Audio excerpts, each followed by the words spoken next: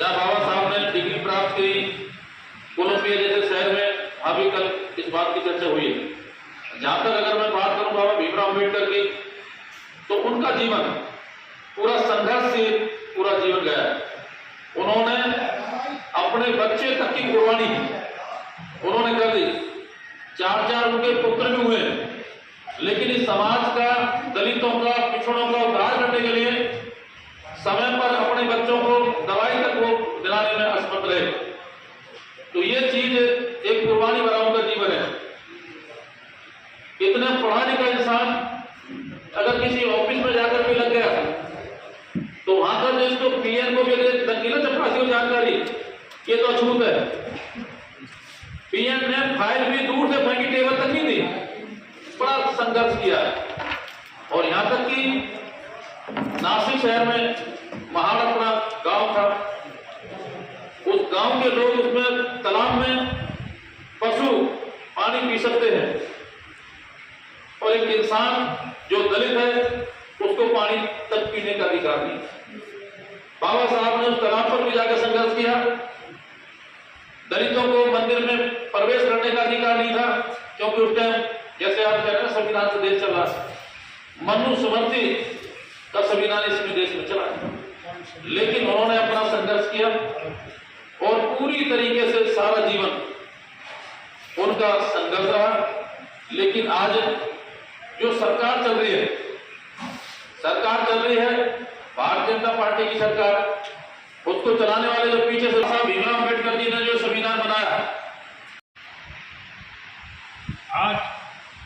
उनकी जयंती के उपलक्ष्य में आज यहाँ नगर पालिका कर्मचारी संघ हरियाणा के आह्वान पर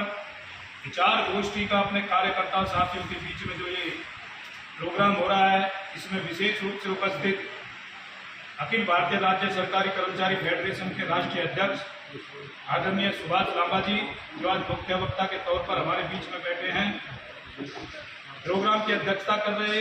नगर पालिका कर्मचारी संघ हरियाणा के राज्य प्रधान आदरणीय नरेश कुमार शास्त्री जी,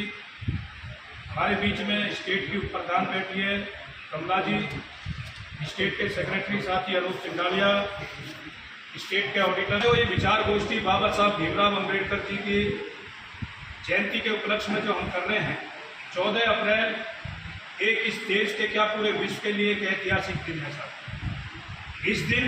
एक महापुरुष हमारे बीच में आए, जिन्होंने दलितों के, पिछड़ों के, तमाम कमाकर खाने वाले जितने भी इस देश के अंदर जो लोग थे, चाहे वो किसान थे, चाहे वो व्यवसायी लोग थे, उनके जो जीवन में एक अंधकार था, इस दिन एक महापुरुष पैदा हुआ और वो महापुरुष उस अंधकार के मतलब बीच में एक दिया बनकर के उजला उजाला लेकर के साथ इस धरती पर पैदा हुआ। बाबा साहब भीमराव अम्बेडकर जी का जो जन्म है वो संघर्षों में पैदा हुआ। पूरी जिंदगी जो उनकी रही, जब तक उनका पृथ्वी पर जीवन रहा, पूरा संघर्ष करके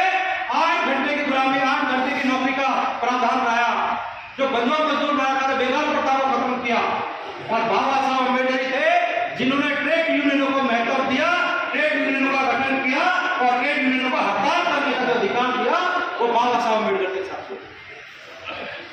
जो आज मंच के माध्यम से अपनी बात कह रहे हैं और प्रशासन के साथ में जो संगठन की राह में संघर्ष का रास्ता चुनते हैं, वो संघर्ष का रास्ता भी बाबा साहब अम्बेडकर की देन साथ। तो इस बात से इन्हीं विचारों के साथ हमें प्रेरणा लेनी है उस महापुरुष पर जो आज हम मंथन करेंगे, जिन्होंने देश का जो संविधान लिखने में अपनी बहुत महत्वपूर्ण भूमिका निभाई और संविधान से इस देश की असमानता को दूर करके समानता लागू करी, इंसान को अधिकार दिए कि वो देश के संविधान का इस्तेमाल करके अपने हक की लड़ाई लड़ सकता है और कानून व्यवस्था को उसी तरीके से उन्होंने प्रावधान